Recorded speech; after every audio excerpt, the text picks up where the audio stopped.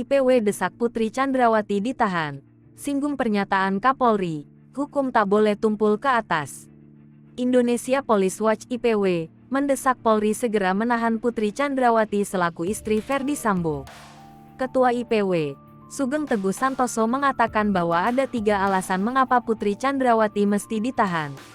Pertama, Putri merupakan tersangka pembunuhan berencana terhadap Brigadir J atau Nofriansyah Yosua Huta Barat.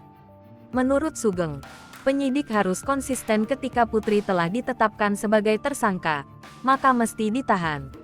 Ketiga, Sugeng turut menilai alasan kemanusiaan yang membuat Putri tak ditahan merupakan tindakan diskriminatif.